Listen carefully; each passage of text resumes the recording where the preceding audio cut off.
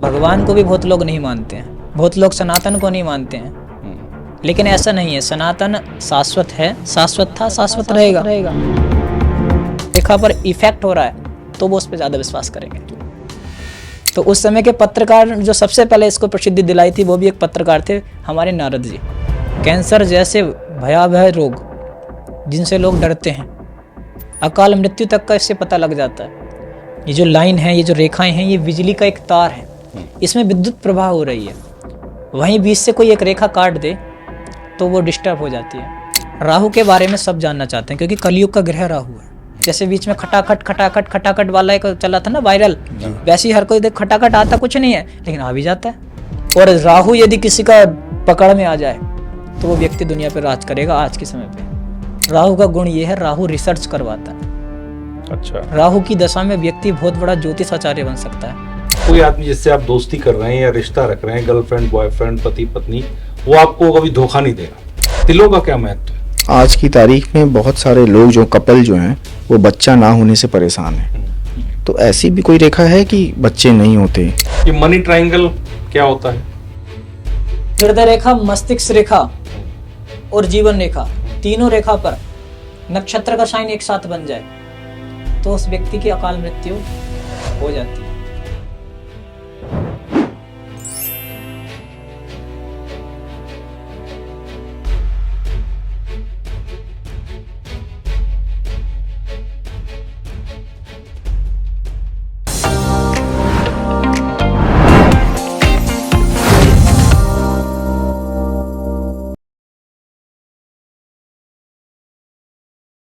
नमस्कार, ये मेरा हाथ है और कहते हैं कि आपके हाथ में आपका संसार होता है।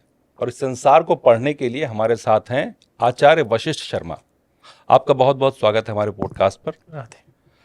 आचार्य जी, ये क्यों कहा जाता है कि आपके हाथ में पूरा संसार है? ये ऐसा क्यों, समुद्र शास्त्र क्यों कहता है ऐसा? राधे, ऐसा इसलिए कहा जाता है क्योंकि ये संपूर्ण पृथ्वी 9 ग्रहों के आधार पर चलती है और हमारे इस हाथ के अंदर 9 ग्रह विराजमान हैं, 27 नक्षत्र विराजमान हैं और 12 राशि हमारे हाथों के अंदर विराजमान हैं। इसीलिए हमारे हाथ में ब्रह्मांड है। इसमें सुख दुख लाभ हानि अनेकों प्रकार की रेखाएं हैं जिनको पढ़कर भविष्य की गणना की जा सकती है। और ज्योतिष की गणना पर ही ये संसार चलता है और ज्योतिष हमारे हाथ के अंदर है, इसीलिए ब्रह्मांड इसके अंदर छुपा है। क्या सच में जो हस्तरेखाएं हैं वो सच बताती हैं? बिल्कुल प्रभु जी। देखिए प्रभु जी, ये हमारे और आपके द्वारा बनाई हुई कोई वस्तु नहीं है। माता के गर्भ में ही हमारी जो हस्तरेखाएं हैं उनका निर्माण ब्रह्मा जी स्वयं अपने हाथों से करते हैं। जब ब्रह्मा जी हमारी रेखाओं को बनाते हैं तो ये 100% सही होती हैं, इसमें कोई भी डाउट नहीं है। बहुत लोगों का हाथ तो आपने बहुत लोगों का देखा होगा, सबके हाथ, मतलब एक आम इंसान के लिए सब बराबर हैं। तो हाथ देखने का आधार क्या होता है? किसी के हाथ को देख के आप कैसे बताते हैं चीज़ों को? जी, सबसे पहले प्रभु जी जब हम देखते हैं हाथ, तो हाथ को अलग अलग पैमानों पर नापना होता है। जैसे हमें किसी की सही प्रेडिक्शन करनी है तो उसके लिए पहले हमें एक गहन अध्ययन की आवश्यकता होती है, जो हमारी पुरानी किताबों में देखने के लिए मिलता है। गरुड़ पुराण, श्रीमद् भागवत महापुराण और भविष्य पुराण के अंतर्गत ऐसे अनेकों, और सामुद्रिक शास्त्र एक नामक समुद्र शास्त्र नाम से एक पुस्तक प्रकाशित होती है। उसमें अनेकों ऐसे उदाहरण हैं जिसमें बताया हुआ है कि हाथ के रंग के आधार पर, हाथ के आकार के आधार पर, हाथ की उंगलियों के और नाखूनों के आधार पर हस्तरेखा की प्रेडिक्शन की जाती है। इसमें अनेकों रेखाएं होती हैं। इसमें देखा जाए तो 10,000 रेखाएं होती हैं, लेकिन उसमें से कम 150 रेखा पर ही प्रकाश डाला जाता है। अन्य रेखा सूक्ष्म रेखाएं होती हैं जिनको नहीं देख पाते, लेकिन होती लगभग 10,000 रेखाएं हैं। तो ये कोई इंसान अगर कहता है कि उसे, बहुत से लोग ऐसे मिलेंगे आपको जिनको हस्तरेखा पर भरोसा नहीं होता है, हाँ। विश्वास नहीं करते लोग, तो कैसे लोग इस पर ट्रस्ट करें? क्या क्या आप बता सकते हैं इसमें लोगों को जिससे भरोसा हो लोगों को? देखिए, बिना भय के प्रीति नहीं होती। ऐसा इसलिए कह रहे हैं क्योंकि भगवान को भी बहुत लोग नहीं मानते हैं, बहुत लोग सनातन को नहीं मानते हैं, लेकिन ऐसा नहीं है। सनातन शाश्वत है, शाश्वत था, शाश्वत रहेगा। और सनातन पुरातन था, पुरातन है, पुरातन रहेगा। वैसे भगवान सत्य है, ईश्वर सत्य, जगन मिथ्या। ईश्वर सत्य थे, सत्य हैं, सत्य रहेंगे। उसी प्रकार से ये पामिस्ट्री भी भगवान ने ही बनाई है और भगवान ने ही ज्योतिष शास्त्र की रचना की है। भृगु ऋषि ने इसको बनाया है और समुद्र ऋषि ने हस्तरेखा शास्त्र बनाया है, सामुद्रिक शास्त्र बनाया है। तो ये बिल्कुल 100% सत्य है। जब व्यक्ति को कोई विपत्ति आती है, जब व्यक्ति को कोई दुख आता है, जब व्यक्ति को डिप्रेशन आता है, जब व्यक्ति को तनाव आता है, जब व्यक्ति को मरने की इच्छा हो जाती है, उस समय व्यक्ति को एक हस्तरेखा विशेषज्ञ की आवश्यकता होती है। इसको दुख से बचाने के लिए, दुख की निवृत्ति के लिए समुद्र ऋषि ने बनाया था। ये कोई हंसी और उल्लास का विषय नहीं, ये एक गहन चर्चा का विषय है। इस पे विश्वास करने वालों के लिए ये सोचना बहुत ज़रूरी है कि अगर वो इसमें विश्वास करें तो जब उन्हें दुख होगा और वो देखेंगे कि उस समय पर उनकी रेखा पर इफेक्ट हो रहा है, तो वो उस पर ज़्यादा विश्वास करेंगे। तो इसकी पौराणिक कहानी क्या है जो आप बता रहे हैं, सामुद्रिक शास्त्र, और ये क्या पौराणिक कहानी है? कौन बनाया, कैसे बनाया? कहा जाता है कि समंदर के अंदर कुछ हुआ था, उसके अंदर, इसीलिए इसको सामुद्रिक शास्त्र कहते हैं। समुद्र तो पूरी एक कहानी अगर हमारे व्यूअर को आप बता पाएं। समुद्र एक ऋषि हैं, उन ऋषि के द्वारा इस शास्त्र को बनाया गया है। और इसकी जो कहानी है वो इस युग से भी पुराने युग, यानी कि कलयुग से पीछे द्वापर से पीछे त्रेता से पीछे सतयुग से चली आ रही। अब आप लगा लीजिए कि कितने कितने लाख हजार वर्ष के ये एक युग होता है, तो ये करोड़ों वर्ष पुरानी है। और ऐसे 27 कलयुग बीत चुके हैं, 58वें कलयुग है, ये 28वां कलयुग चल रहा है, और उसके बाद ये मनवंतर चेंज होते हैं, है ना। तो ये करोड़ों साल पुरानी है। इसकी जो सबसे पुरानी कहानी है वो नारद जी से स्टार्ट होती है। नारद जी एक बार आए तो माँ पार्वती उस समय तपस्या कर रही थी भगवान शिव की प्राप्ति के लिए। तो वहाँ पर भगवान ने बताया था, वहाँ पर नारद ऋषि ने बताया था कि माता, आपके जो हाथ की रेखाएं बता रही हैं कि आपको एक अमंगल वेशधारी, दिगंबर वेशधारी, जिसकी दिशा ही अंबर होंगी, ऐसे महान पुरुष की प्राप्ति होगी, ऐसे श्रेष्ठ भगवान शिव की प्राप्ति होगी। तो नारद ऋषि को भी इसका एक जनक माना जाता है, क्योंकि सबसे पहले इसकी शुरुआत चर्चित जो किया था, इसको प्रसादित, क्योंकि आप जर्नलिस्ट हैं और आप भी एक पत्रकार हैं, और नारद जी को कौन सी श्रेणी मिली हुई है? पत्रकार की। तो उस समय के पत्रकार जो सबसे पहले इसको प्रसिद्धि दिलाई थी वो भी एक पत्रकार थे, हमारे नारद जी। और ये करोड़ों साल पुरानी बात है। वहाँ से इसका उद्गम हुआ, भगवान शिव से ही इसका उद्गम हुआ है। लक्षण शास्त्र का, सामुद्रिक शास्त्र का उद्गम, ज्योतिष का उद्गम भगवान के नेत्र से हुआ है। ज्योतिष अयनम चक्षु, ज्योतिष वेदों की चक्षु है, ज्योतिष वेदों की आँख है। यदि हमें रोड पे चलना हो तो लाइट की आवश्यकता होती है, प्रकाश की आवश्यकता होती है, आँखों की आवश्यकता होती है कि आगे चलना कैसे है। वैसे ही हमें भविष्य के क्या निर्णय लेने हैं, भविष्य के बारे में हमें क्या करना चाहिए, भविष्य को देखने का कार्य ज्योतिष करती है अपनी आँखों से। तो उस समय पे माता पार्वती का भविष्य देखने का कार्य किया था ज्योतिष ने, हस्तरेखा शास्त्र ने, जो नारद जी के द्वारा संपन्न की गई थी। भविष्य की बात आते हैं, जैसे हाथ की रेखाओं के आप एक्सपर्ट हैं, आप हर कुछ जानते हैं, तो किसी को बायां हाथ देखना चाहिए कि दायां हाथ देखना चाहिए? स्पष्ट रूप से लिखा हुआ है, वाम भागे तु नारीणाम दक्षिणे पुरुषस्य च। इसमें लोग इंटरफेयर करते हैं, जो नहीं करना चाहिए। बायां हाथ महिला का प्रधान होता है और दायां हाथ पुरुष का प्रधान होता है। महिला का बायां हाथ प्रधान क्यों होता है? कहते हैं ना, आप मेरे वाम भाग आ जाइए। तो पहले से ही बाईं ओर से महिला का संबोधन होता हुआ है और दाईं ओर से पुरुष का संबोधन होता हुआ है। तो वाम भागे तो नारीणाम, जो बायां हाथ है उससे नारियों का हाथ देखा जाता है, और दक्षिणे पुरुषस्य च, यानी जो दायां हाथ है उससे हम पुरुष के लिए उसकी प्रेडिक्शन करते हैं। कारण अनेक हैं, एक कारण नहीं है, इसमें कई सारे कारण भी हैं। अब आप ये बताइए कि आपने कहा कि सब कुछ इंसान का पता चलता है हाथ देख करके, तो हाथ से किस किस तरह की प्रेडिक्शन? आपने कहा कि किसी को अगर अवसाद है या डिप्रेशन है, क्या ये सब भी पता चलता है? किसको क्या बीमारी हो सकती है, किसको क्या डिप्रेशन हो सकता है, क्या चीज़ें हाथ देख करके आप ये इसका प्रेडिक्शन होता है क्या? देखिए, अनेकों प्रकार के रोग, कैंसर जैसे भयावह रोग जिनसे लोग डरते हैं, अकाल मृत्यु तक का इससे पता लग जाता है। और असाध्य रोग भी इससे साध्य जा सकते हैं, पहले से ही उनका अनुमान लगाया जा सकता है। जैसे अगर हमें पहले से पता लग जाए कि 5 साल बाद हमें अमुक रोग होगा, तो हम अभी से उसकी प्लानिंग कर सकते हैं, ऐसे कुछ कर्म कर सकते हैं, भगवान शिव की भक्ति कर सकते हैं। आपने सुना होगा प्रसिद्ध भी, अकाल मृत्यु वो मरे जो काम करे चांडाल का, और काल भी उसका क्या करे जो भक्त हो महाकाल का। तो महाकाल की आराधना की जा सकती है। मृत्युंजय मंत्र का जाप करके बहुत लोगों की जो जीवन रेखा है वो बढ़ी है, यानी कि आयु बढ़ी है, उनका समय पूरा हो गया था, अकाल मृत्यु के कगार पे थे, एक तरीके से वो उन कैंसर से पीड़ित, अलग अलग रोगों से पीड़ित थे, लेकिन मंत्र चिकित्सा के बल पर उन्हें ठीक कर लिया गया। तो ये कैसे पता पड़ता है? किसी के हाथ में आप देखते हैं तो कैसे मालूम चलता है कि उसको इतनी भयंकर बीमारी हो सकती है, कैंसर या जो भी आप कहें? इसके लिए क्या रेखाएं होती हैं, कैसे आप वो करते हैं? देखिए, आप जानते हैं, सभी जानते हैं कि एक ब्रेन कैंसर होता है, दिमाग का कैंसर होता है, जिसे ब्रेन ट्यूमर बोलते हैं। तो अगर यदि ब्रेन लाइन पर एक ब्रेन लाइन, एक बिजली का तार है, ये जो लाइन है, ये जो रेखाएं हैं, ये बिजली का एक तार है, इसमें विद्युत प्रवाह हो रही है, वहीं बीच से कोई एक रेखा काट दे तो वो डिस्टर्ब हो जाती है। जैसे ट्रेन की पटरियां होती हैं, उसी तरीके से हमारे जीवन रूपी ट्रेन इन लाइनों पर दौड़ती है। आपसे अगर उदाहरण के रूप में जाने, किसी को अगर कैंसर की बीमारी हो सकती है, नहीं हुई है, तो ऐसी कौन सी रेखा हाथ में है जो ये बता दे कि हाँ इनको कैंसर की बीमारी हो सकती है या कोई अकाट्य बीमारी हो सकती है?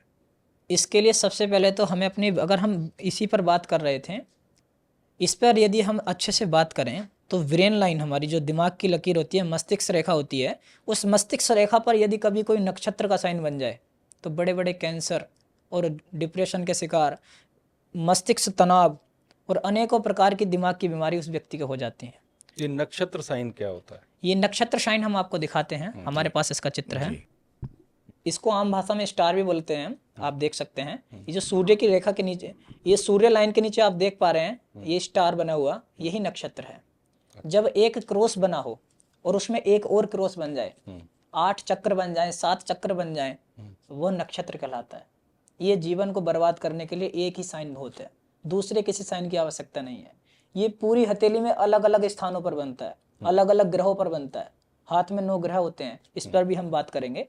अगर ये ग्रह पर बनेगा तो उस ग्रह के अनुसार रोग दे देगा।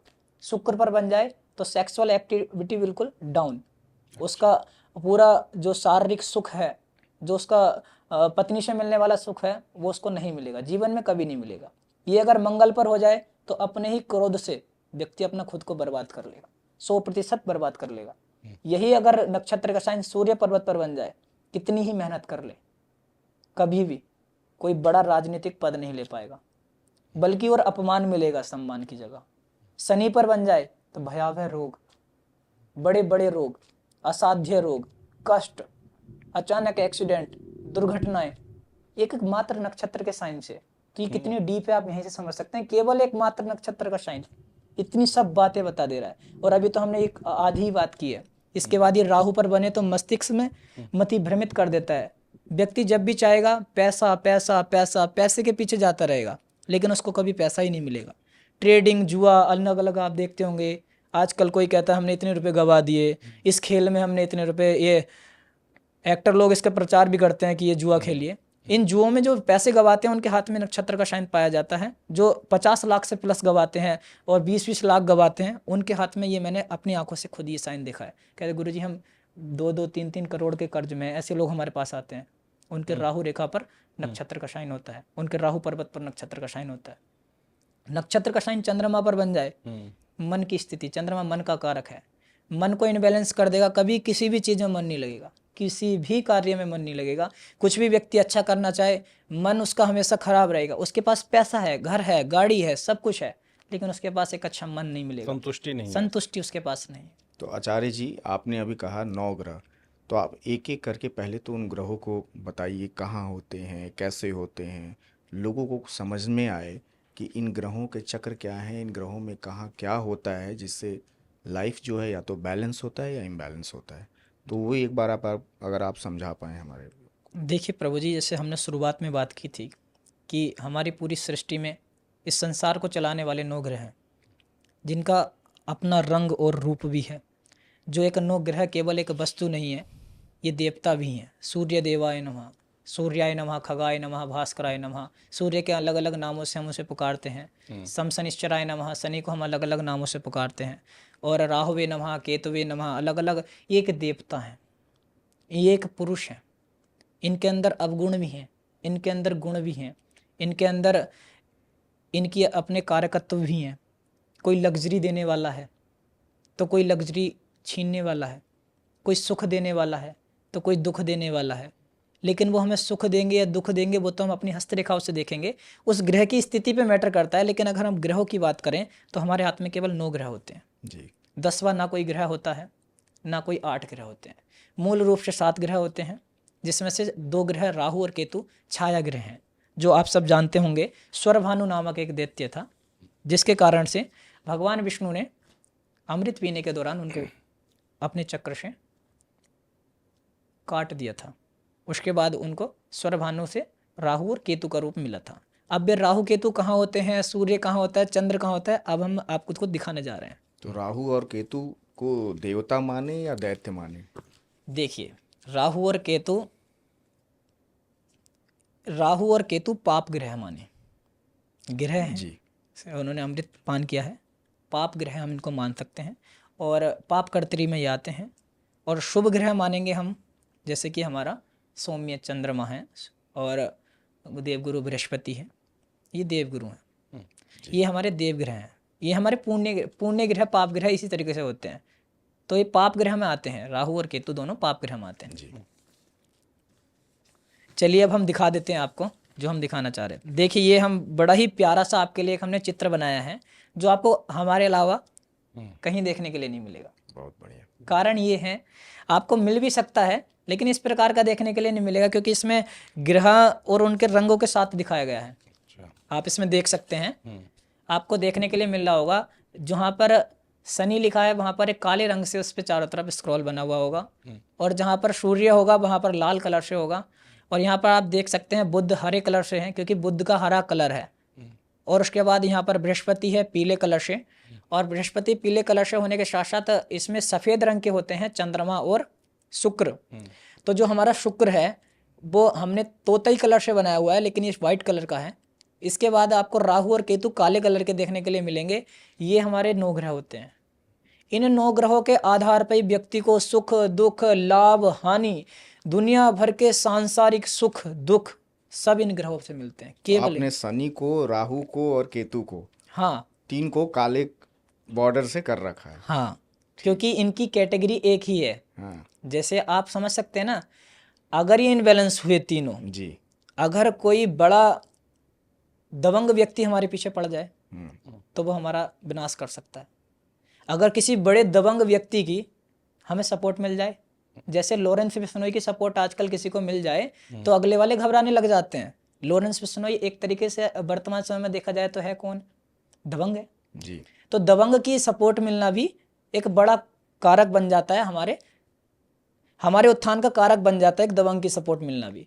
लेकिन वहीं पर सूर्य की सपोर्ट मिले तो किसी राजनेता जैसे मोदी जी का हाथ अगर हमारे और आपके ऊपर किसी के ऊपर आ जाए, या फिर योगी आदित्यनाथ जी का हाथ हमारे ऊपर आ जाए। लॉरेंस और मोदी जी पे आएंगे। इन ग्रहों के बारे में एक बार समझा दीजिए कि यही 9 ग्रह होते हैं, मान लें। हाँ जी प्रभु जी, ये हमारे 9 ग्रह होते हैं। इन्हीं के आधार पर प्रेडिक्शन की जाती है। हाथ देखना हो, कुंडली देखना हो, वास्तु देखना हो, टैरो कार्ड रीडर हो, अन्य कोई भी विधा हो, बिना 9 ग्रह के कोई भी साध्य नहीं है। और सबका मूल 9 ग्रह है, इससे इतर कुछ है ही नहीं। अच्छा जी।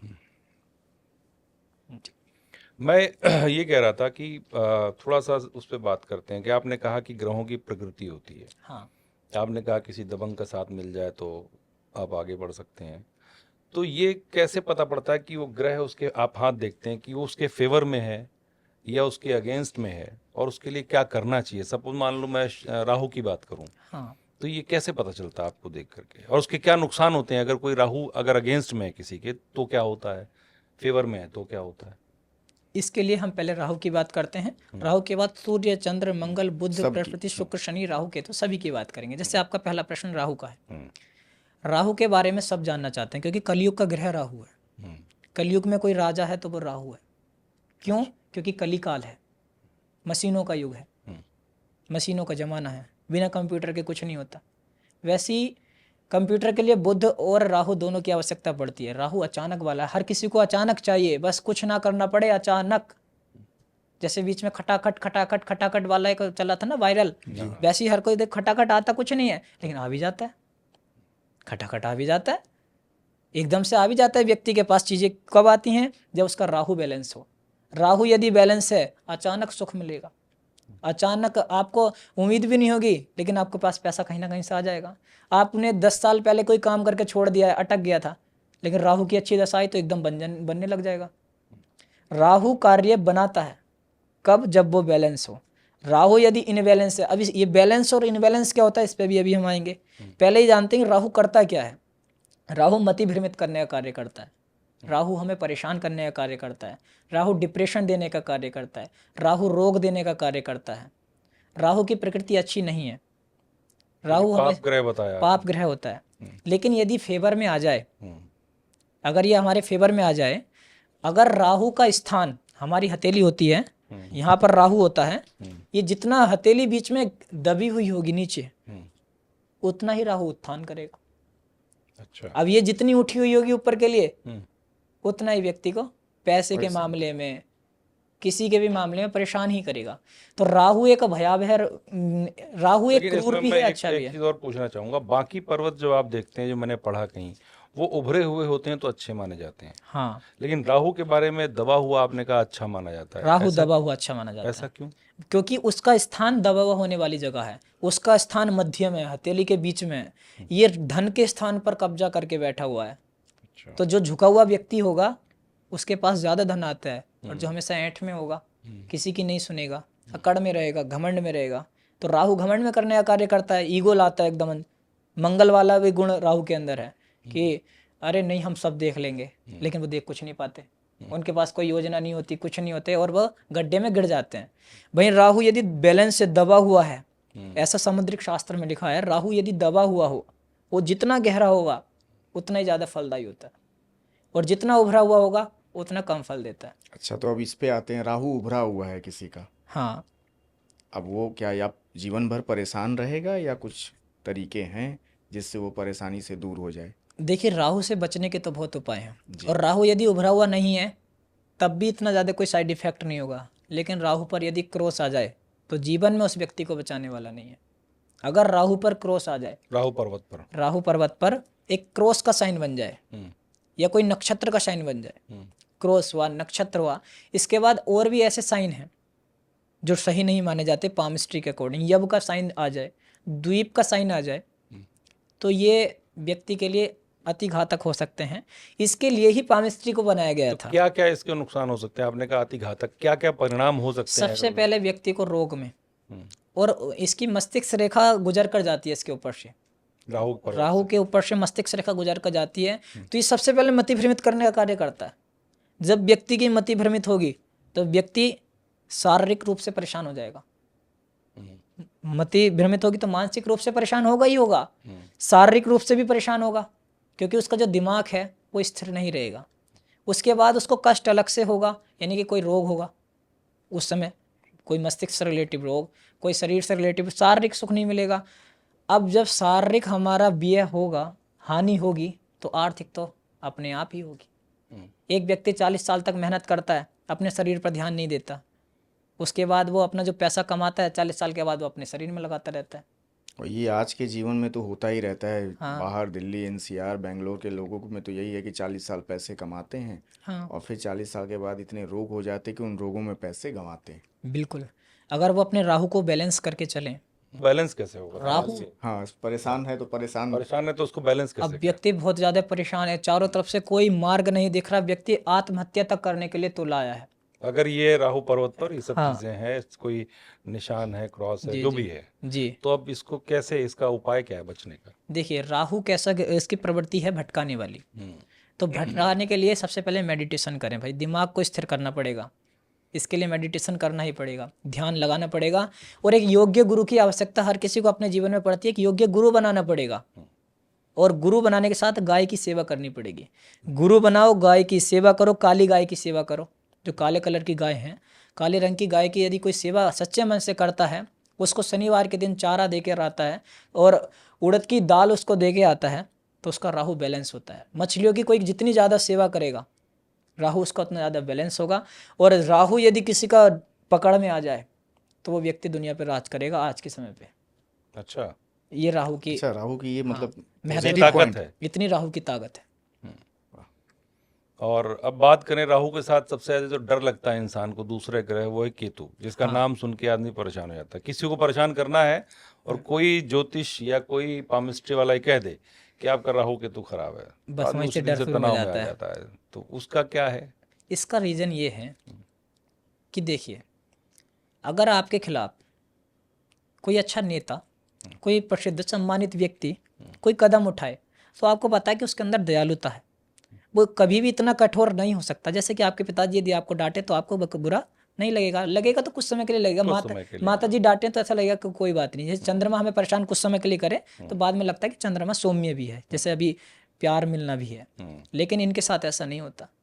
ये है कि यदि आपको कोई अच्छा राजनेता, कोई सम्मानित व्यक्ति की आपको एक तरीके से डांट ना पड़े और डांट पड़े किसी दबंग व्यक्ति की, तो आप डरेंगे या नहीं डरेंगे?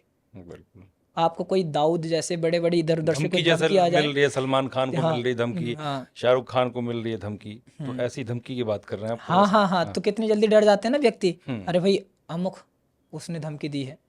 तो ये राहु वही वाली चीज है।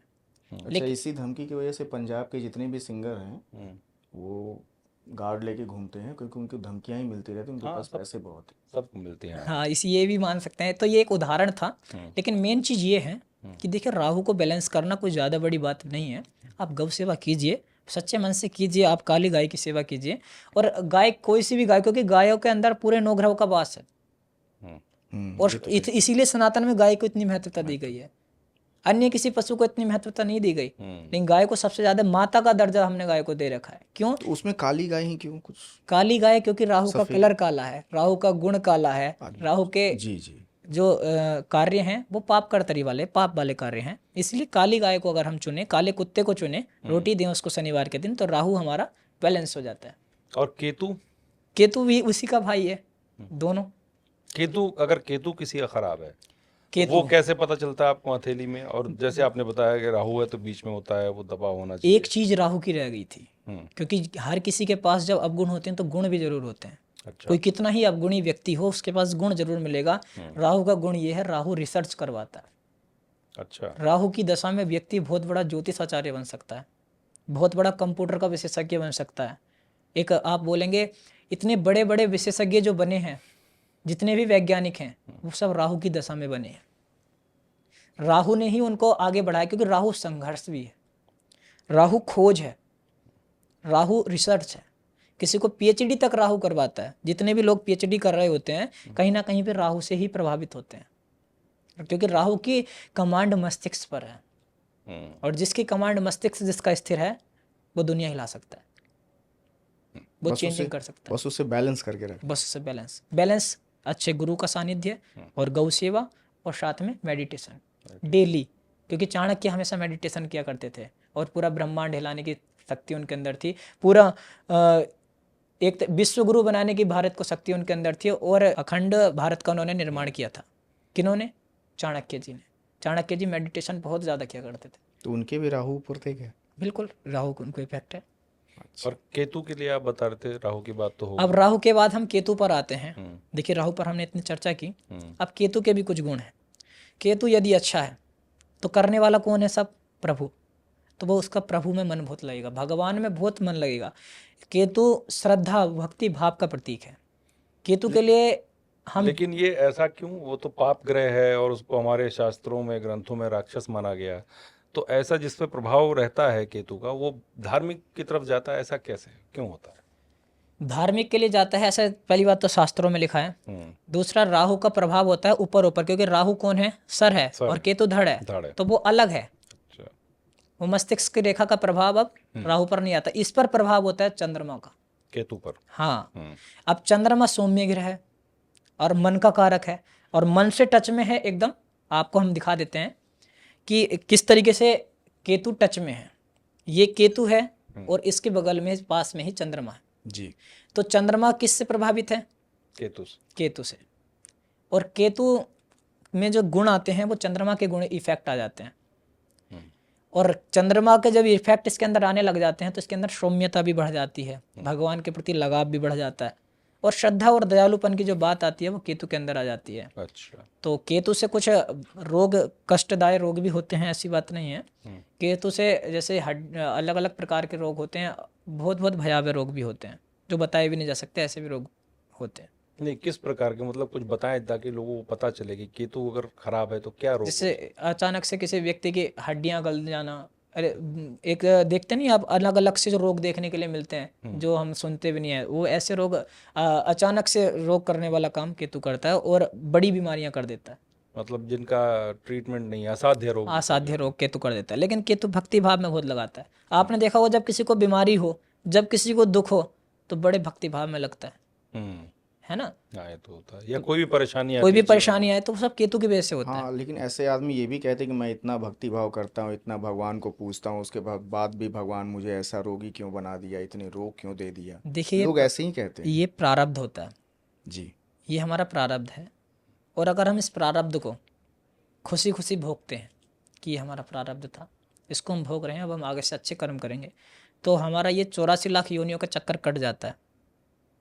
और हम भगवान को दोष कितना ही दें, इसमें भगवान का कोई दोष नहीं होता, इसमें हमारे ही कहीं ना कहीं कर्म पिछले जन्म के कोई ऐसे रहते हैं जिसके कारण हमें ऐसे रोग मिलते हैं। सूर्य ग्रह अगर किसी का अच्छा है, खराब है, हथेली में कैसे दिखता है और क्या उसके प्रभाव पड़ते हैं जीवन में? जी देखिए, सूर्य सबसे पहले राजनीति का कारक है।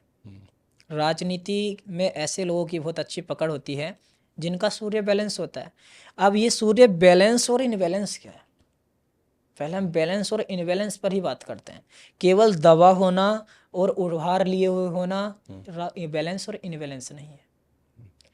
अंगुली का शेप, अंगुली कितनी बड़ी है, जैसे ये अंगुलियां होती हैं ना अपनी, ये अंगुलियों का शेप कितना बड़ा है, कितना छोटा है। अंगुली टेढ़ी है, अंगुली सीधी है, नाखून कैसा है उस उंगली के ऊपर, उसके बाद उस ग्रह का कलर कैसा है, जो हमारा सूर्य है इसका कलर कैसा है, इसके कलर के बाद भी उसके ऊपर कौन सी रेखा बनी है, उस रेखा का क्या इफेक्ट है, वो सीधी है, दो मुखी है, एक मुखी है, ये तीन मुखी है, एक रेखा है, दो रेखा है, तीन रेखा है, उस रेखा को कोई राहु रेखा तो नहीं काट रही। गजब का विज्ञान है ये तो। उसके बाद फिर और चीज़ें देखी जाती हैं, उसके बाद भी ऐसी ऐसी चीज़ें देखी जाती हैं कि भाई फिर देखा, उसके बाद कहीं जाकर हम देखते हैं कि वो दबा हुआ है या उठा हुआ है, उसके बाद एक और चीज़ देखी जाती है, वो सबसे ज़्यादा घातक होती है और अच्छी भी होती है, शुभ चिन्ह और अशुभ चिन्ह। इन चिन्हों का भी बहुत बड़ा विज्ञान है। इन चिन्हों की हम इन ग्रहों के बाद बात करेंगे। अब चिन्ह भी होते हैं, एक अभी आपको इंट्रो दे देते हैं चिन्हों का। जैसे हमने अभी पीछे बात की थी स्टार के साइन की, नक्षत्र साइन, उसके बाद एक और साइन आता है व्रत का साइन, त्रिभुज आता है, चतुर्भुज आता है, उसके बाद रथ का साइन होता है, हल का साइन होता है, लक्ष्मी का साइन होता है, उसके बाद एक स्वस्ति का साइन होता है, स्वस्ति के साइन के बाद यव का साइन होता है, द्वीप का साइन होता है, शंख का साइन होता है, चक्र का साइन होता है, तराजू का साइन होता है। इतने इतने बड़े बड़े साइन, ये सब हमारी रेखाओं पे बन जाते हैं। ये सब हमारी रेखाओं पर, हमारे फिंगरप्रिंट पर बन जाते हैं। तो आपने इतना बताया कि अगर हम किसी का सूर्य देखना है तो उसके लिए बहुत सारी चीजें आपने बताई, देखनी पड़ती ये है। देखना है, ये देखना है। तो इस मेरा सवाल ये है कि इससे कितनी सटीक प्रिडिक्शन हो सकती है, क्योंकि 100% बहुत क्लिष्ट काम है ये तो। 100% क्लिष्ट। सही, 100% सही। कारण एक और भी है, अब इतनी सारी चीजें कोई नहीं देखता है क्योंकि वो एक्सपर्ट नहीं होते, उन्होंने पढ़ा नहीं, जानकारी नहीं, बस एक देखे भाई राहु पर्वत पर अगर क्रॉस बना हो तो व्यक्ति की मृत्यु तक हो सकती है ना, ये बात इतनी सुनेंगे। इसके अंदर का पूरी बात सुनो, सूर्य पर्वत पर यदि क्रॉस बना है तो अपमान मिलेगा, इसमें कोई दिक्कत नहीं है, लेकिन अगर सूर्य की लाइन बड़ी है, सूर्य की रेखा बड़ी है तो कुछ समय के लिए अपमान मिलेगा, फिर वो ठीक हो जाएगा। सूर्य की अंगुली बड़ी है तो उस अपमान को में भी व्यक्ति सम्मान ढूंढ लेगा, उस अपमान के बाद व्यक्ति बहुत बड़ा सम्मानित बनेगा। और अपमान के तौर की बात कर सकते हैं प्रदीप मिश्रा जी की, उनको कितना ट्रोल किया गया, लेकिन उनसे उनका वो सम्मान ही बढ़ा, उनकी जो जानकारी थी वो और बढ़ी, उन्होंने अपने ऊपर काम किया। जो मथुरा में राधा जी को लेकर के जो हाँ। बयान दिया था प्रदीप मिश्रा जी ने जी, उनकी और प्रसिद्धि उससे बढ़ी है। और उनका बहुत बड़ा उपकार है कि आजकल युवाओं को देखने के लिए मिलता है कि एक लोटा जल लेके और वो कितना भगवान के पास जाते हैं, और अपना इस सनातन के प्रति उन्होंने वापसी करवाने का कार्य प्रदीप मिश्रा जी ने किया है। सबसे पहले हम नवग्रहों की जब बात करते हैं तो सूर्य हमारा लीडर है, इसकी हम सूर्य की बात कर रहे हैं। सूर्य राजनीति है, सूर्य सम्मान है, सूर्य पिता है, सूर्य आँख है। इन सब चीज़ों को जो जानकारी मिलती है हमें सूर्य से मिलती है, हड्डियों की जानकारी सूर्य से मिलती है। नेत्र व्यक्ति की 100% उसका चश्मा लगा हुआ होगा जिसका सूर्य इनबैलेंस होगा, पीड़ित होगा। मतलब इनका सूर्य कमजोर है, सूर्य चश्मा लगा हुआ सूर्य पीड़ित इसलिए है कि या तो उसके अंश कम है, अंश हम देख लेते हैं कि वो दबा हुआ है, या फिर सूर्य कठोर है, सूर्य सौम्य नहीं है, कठोर है, या फिर सूर्य की रेखा स्पष्ट नहीं है, या सूर्य की उंगली इतनी अच्छी नहीं है। कहीं ना कहीं इन सब चीज़ों में एक चीज़ में इफेक्ट पड़ा है जिसके कारण आँख पे चश्मा है। अब उंगली बड़ी है, इसका प्रभाव मिलेगा कि सम्मान है ना, सब चीज़ें एक साथ फॉलो नहीं होती हैं। लोगों की आंखों पे चश्मा है, जिन जिन लोगों की, जिन जिन हमारे व्यूअर की आंखों पे चश्मा है, हाँ उनको वो सूर्य बता दीजिए कहाँ होता है, हाँ। और एक आध दो कारण भी बता दीजिए जिससे वो समझ जाए कि अच्छा इस कारण मुझे चश्मा लगा हुआ है। अच्छा। और ये पावर जो है ये बढ़ते ही रहेंगे, हाँ और इसको कम करने का भी अगर कोई आपके पास उपाय है तो वो भी आप समझा बिल्कुल दें उपाय बस। है। ये अपना लाल वाला अपना सूर्य होता है, क्योंकि सूर्य का कलर लाल है, इसके ऊपर इसकी अंगुली भी है। हम्म, अब जब ये बैलेंस से इनबैलेंस होता है, या तो इसकी अंगुली छोटी हो, या फिर ये काले कलर का हो जाए, या फिर ये पर्वत दब जाए, तो ऐसे में 100% व्यक्ति की आंखों पर इफेक्ट पड़ता है। और आंखों पर इतना इफेक्ट पड़ता है कि जितना ये पीड़ित होता रहेगा, ये दबा हुआ होता रहेगा, नीचे नीचे के लिए जाता रहेगा, उतने ही चश्मे के नंबर बढ़ते रहेंगे। अब इसको यदि आप रात को समय से सोते हैं और सुबह समय से उठते हैं, इससे बढ़िया कोई उपाय नहीं है। तार्किक उपाय ये है, क्योंकि आंखों को भी रेस्ट चाहिए। पूरी रात सोने के लिए भगवान ने बनाई है। अब आप कहेंगे किसी की ड्यूटी रात को है ना, तो वो दिन में सोए पूरा 7 घंटे की नींद दिन में ले, लेकिन रात्रि उसमें कहीं ना कहीं इफेक्ट आता ही है उसकी आंख में फिर भी, क्योंकि जो चीज़ नेचुरल है वो नेचुरल है। व्यक्ति रात में सोता है, दिन में कार्य करता है। रात को 10 बजे आप सो जाइए और सुबह 4 बजे 5 बजे भी उठ जाएंगे, कोई दिक्कत नहीं है। 4 बजे आप उठ जाइए ब्रह्म मुहूर्त में, मैं लिख के देता हूँ। यदि आप कोई उसके बाद खान पीन ठीक रखते हैं तो आपकी आंखें खराब नहीं हो सकती, यदि आप रात को समय से सोते हैं, सुबह समय से उठते हैं। ये तो उपाय था सांसारिक, जो तार्किक उपाय था। अब जो शास्त्रीय उपाय है वो और सुन लीजिएगा। शास्त्रीय उपाय ये है, सुबह सूर्य को अर्घ्य देना है। ये तो सभी बोलते हैं सूर्य को अर्घ्य देना है। हाँ, ये मैं यही पूछने वाला था कि लोग कहते हैं कि सुबह उठ के सूर्य को जल चढ़ाइए, हाँ तो उससे क्या लाभ है? लेकिन उसका तरीका नहीं पता कैसे करते हैं। उसका तरीका ये होता है, उसमें सूर्य का कलर लाल है तो लाल चंदन डालिए, लाल रोली डालिए। सूर्य की जो धातु है वो सोना है, तो उसके अंदर सोने की अंगूठी है, सोने का कुछ ना कुछ ऐसा चीज डालिए और लाल कलर है तो लाल एक पुष्प, और तांबे का लोटा होना चाहिए। तांबे के लोटे में जल हो, जल के अंदर अपनी रोली, जल के ऊपर लाल पुष्प, और लाल पुष्प के अंदर एक सोने की अंगूठी। इस प्रकार से आप जल दें ऊपर से नीचे के लिए। उसमें आप अपनी आंखों से उस जल को देखें, उसकी जो किरणें हैं, उसके अंदर जो सोना धातु है उसकी किरणें हैं, उसके अंदर जो लाल पुष्प है, उसके अंदर जो लाल रोली है उसकी किरणें हैं। सूर्य की जो किरणें हैं वो आपकी आंखों तक सीधा इफेक्ट करनी चाहिए। सर से ऊपर आपके जल का लोटा होना चाहिए सूर्य को अर्घ्य देते हुए। इसमें आपको 100% लाभ मिलता है। अब इसमें एक सवाल हमारा आ गया, आज की तारीख में जितने भी लोग बाहर रहते हैं, जो हाई राइज बिल्डिंग में रहते हैं, उनके घरों में, उनके मकानों में, उनके फ्लैटों में सूर्य की रोशनी नहीं आती। वो घर के मकान का नक्शा ऐसा होता है, तो उनको कैसे करना चाहिए? देखिए जहाँ पर, और वो पानी जो है वो पानी कैसे गिरे, कहाँ गिरे, ये भी आप समझा दें, क्योंकि एक छोटी सी बालकनी होती है 10 फीट बाई 4 फीट की, इतनी ही होती है, तो वो कैसे करें उनको आप समझा दें। तो आप एक आंक नामक पेड़ होता है, आंकड़े का एक पेड़ उसको हम बोलते हैं, या फिर अन्य कोई पौधा ले सकते हैं, उसको आप अपनी बालकनी में लगाइए और डेली आप उसमें फिर सूर्य को दे सकते हैं। बस सूर्य की दिशा में आप चले जाएं। हाँ हाँ, सूर्य की दिशा पूर्व होती है, पूर्व दिशा की ओर मुँह करके दे सकते हैं। फिर छत में जा सकते हैं, या फिर कुछ ऐसा स्थान, कोई ना कोई ऐसा स्थान होता है जहाँ से सूर्य की रोशनी आती है, आप वहाँ सूर्य को अर्घ्य दे सकते हैं। ज़्यादातर खिड़की में दे सकते हैं जी। अच्छा, सूर्य जैसे किसी का आचार्य जी कमजोर है, हम्म। तो क्या अगर मैं उसको जल दे रहा हूँ तो मेरे लिए तो एडवर्स इफेक्ट है उसका, तो क्या जल देने से उल्टा प्रभाव नहीं पड़ सकता मेरे ऊपर? जो मेरे फेवर में है उसको मैं प्लीज करूंगा, उसका सम्मान करूंगा तो मुझे अच्छा देगा, और जो मेरे विरोध में है मैं उसको अगर जाके पैर पड़ूंगा तो शायद उस तरह का प्रभाव नहीं देगा। ऐसा तो कुछ यही तो खूबसूरती है, यही खूबसूरती है। आप आयुर्वेदिक कितनी ही दवा खा लीजिए, आपको कोई साइड इफेक्ट नहीं होगा। यदि आप उसी रोग की दवा खा रहे हैं तो आपको कोई साइड इफेक्ट नहीं होगा। आप आयुर्वेद की सही जड़ी बूटी की दवा अगर बुखार की खाते हैं तो बुखार यदि उतरना होगा तो उतर जाएगा, पहली बात उतर ही जाएगा, कम हो जाएगा। लेकिन आप ऐसा नहीं होगा कि बहुत ज़्यादा बढ़ जाएगा या कोई अन्य कोई आपके रोग पनप जाएगा, ऐसा आयुर्वेद में नहीं होगा। वैसा ही होता है शास्त्रीय उपाय। शास्त्रीय उपाय अगर कोई करता है तो उसका कोई साइड इफेक्ट नहीं होता है। आप सूर्य का मंत्र जपते हैं, सूर्य देवता प्रसन्न होते हैं, आपके अंदर अग्नि तत्व जागृत होता है, आपके अंदर ऊर्जा जागृत होती है, आप वर्क अच्छे से कर पाते हैं, आप काम को अच्छे से कर पाते हैं। जब आप काम अच्छे से कर पाते हैं, आपकी मानसिक स्थिति, शारीरिक स्थिति, आर्थिक स्थिति, तीनों स्थितियाँ बैलेंस होती हैं, तीनों स्थिति अच्छी होती हैं, और आपकी आंखों की रोशनी भी बढ़ती है। और इसी तेज को देखते हुए आपका तेज पूरे दुनिया में फैलता है, सूर्य से ही, क्योंकि सूर्य से ही सब ग्रह प्रकाशित होते हैं, सूर्य से ही ये पृथ्वी प्रकाशित होती है, और रात्रि का जो चंद्रमा है वो भी सूर्य से ही प्रकाशित होता है। तो सूर्य सबसे बड़ा और कोई आर्टिफिशियल सूर्य बनाना चाहे तो वो सूर्य की होड़ थोड़ी कर लेगा, है ना। वैसे ही आप कहना चाह रहे हैं कि कोई साइड इफेक्ट सूर्य के मंत्र का नहीं होता है, और सूर्य के मंत्र से जल दें। आकर्षण रषा वर्तमानो निवेशयन्न मर्तम मर्त्यंच हिरण्य ये न सविता रथेना देवो जाति भवनानि पश्यन्न। ये कोई विद्वान लोग बोल लेते हैं, जानकार पढ़े लिखे बोल लेते हैं, पंडित लोगों के लिए है। ओम सूर्याय नमः, ओम भास्कराय नमः, ओम आदित्याय नमः। इस मंत्र से भी आप आराम से सूर्य को जल दे सकते हैं। मतलब ये तीन लाइन ही हम संस्कृत के श्लोक बोल के इतना जी कर सकते हैं। लेकिन व्यवहारिक जीवन बहुत ज़रूरी है, क्योंकि ग्रहों को आप समझते हैं, आपने उन पर अध्ययन किया है।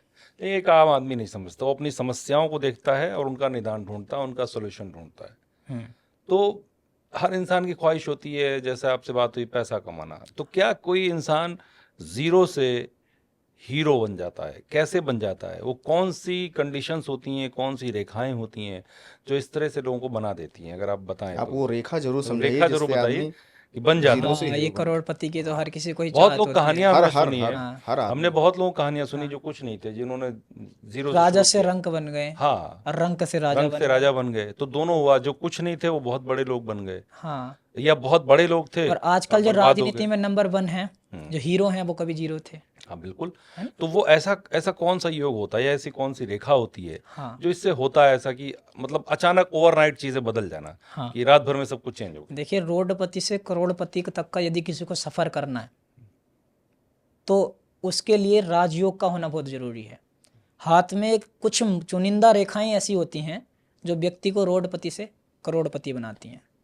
उन रेखाओं की आज हम बात करेंगे। वो जो रेखाएं हम आपको, वे रेखा हम आपको अगर चित्र सहित दिखाएं तो और अच्छा रहेगा। हाँ बिल्कुल दिखाएं, ताकि लोग जो दर्शक हैं उनको समझ में आए कि कैसे है, किनके हाथों में है, किनके में नहीं है, वो समझ सकें इस चीज को। देखिए, ये आप देख पा रहे होंगे, इसमें बीच में धन लिखा है, मनी लिखा है, ठीक है।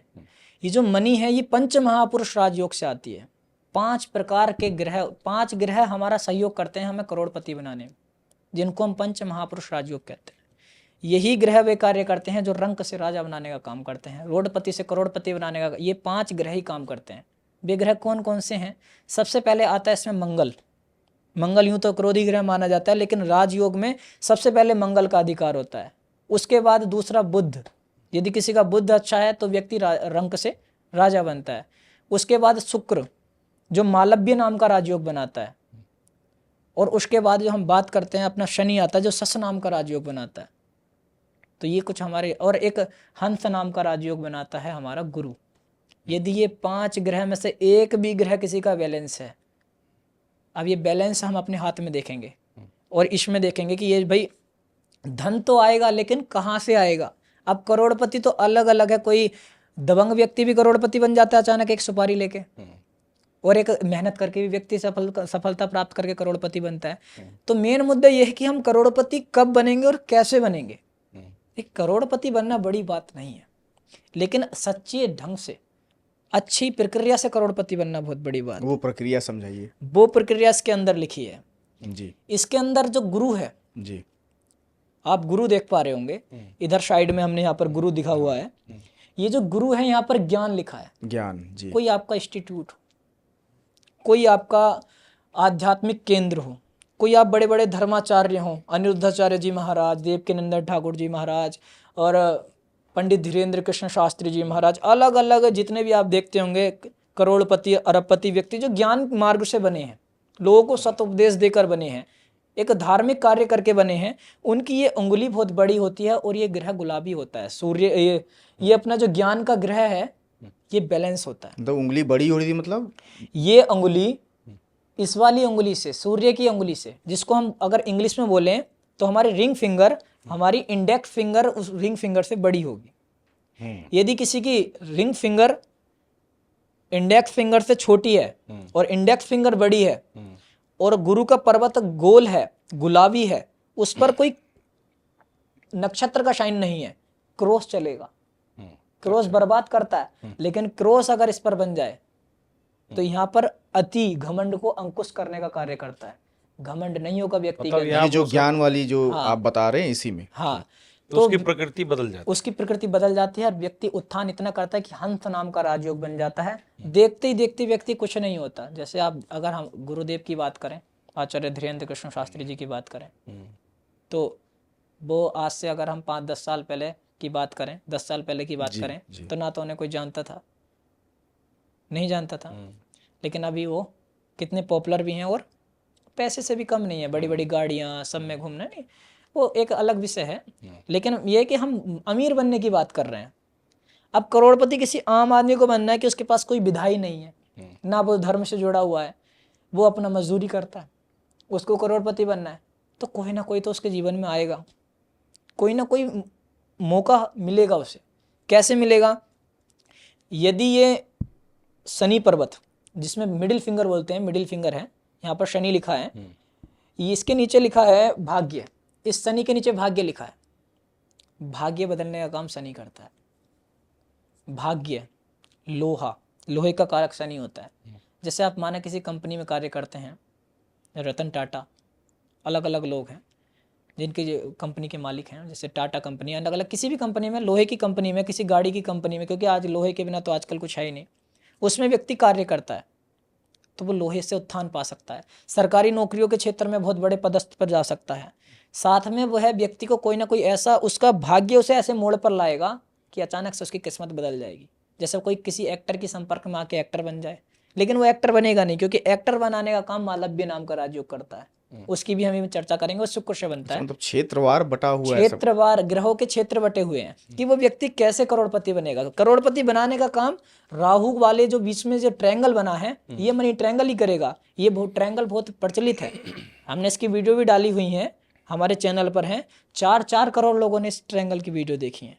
ये ट्रायंगल इतना प्रचलित है, हर कोई इस मनी ट्रायंगल की बात करता है। हाँ, अब ये ट्रायंगल का बड़ा भारी महत्व है। ये ट्रायंगल अगर शनि पर्वत पर बन जाए तो व्यक्ति सरकारी क्षेत्र से भी लाभ ले लेता है, खुद की मेहनत पर संघर्ष करके। उसका भाग्य, उसका प्रारब्ध ऐसा होता है कि वो बहुत उन्नति करता है, अचानक करोड़पति बन जाता है।